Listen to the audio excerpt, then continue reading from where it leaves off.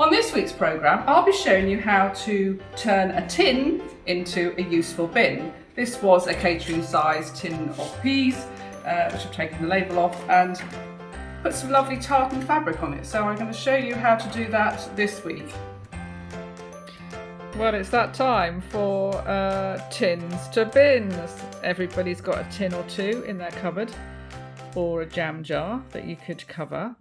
This actually is a rather large tin of peas, 3 kilos, and I know that not everybody would have this size tin in their cupboard. This I got at Christmas with some nuts in it.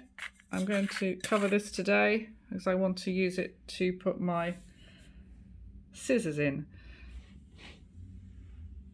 The other good sized tin to get if you have babies or young children is the tins that have the milk powder, the formula milk in. They're a good size. So all you have to do with this one is simply take the paper off and obviously empty the contents. Give it a good wash and a good dry. Make sure it's dry so that it doesn't rust.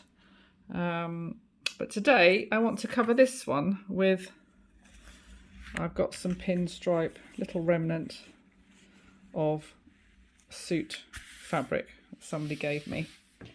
So you simply cut it, use the tin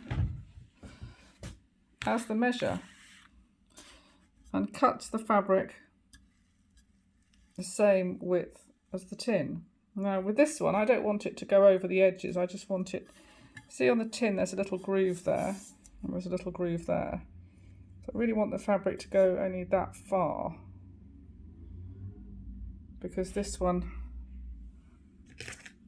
it's actually got a lid which I'm going to put on the bottom and keep hold of it in case I need it for something.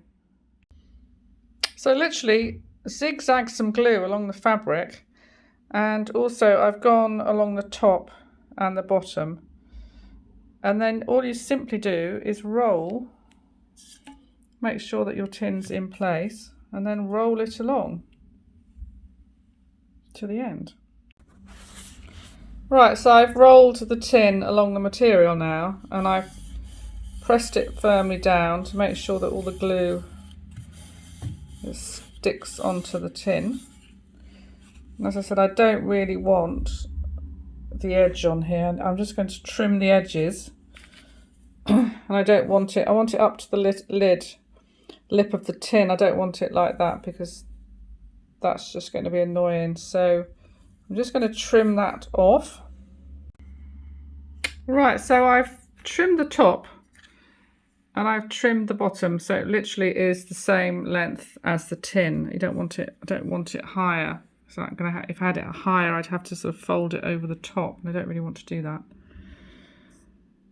I've pressed all the way around and all the way down to make sure that the glue and the material stick to the tin. I would suggest you use a clear glue for this, not the PVA, the white craft glue, because sometimes it comes through or starts to rust. There we are, and now I'm going to put a little bit of rope trim on it. So on this one I've put a little bit of rope trim. I thought that would give it a bit of a feature. Finish it off at the top.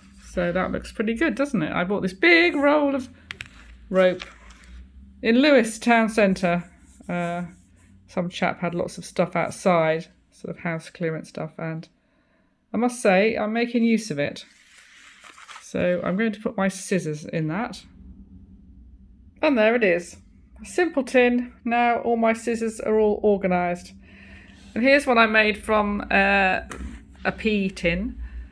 This one has got all my knitting needles in it, which is great. So I found a bit of tweed and I used the rope on that one to make a bit of a feature.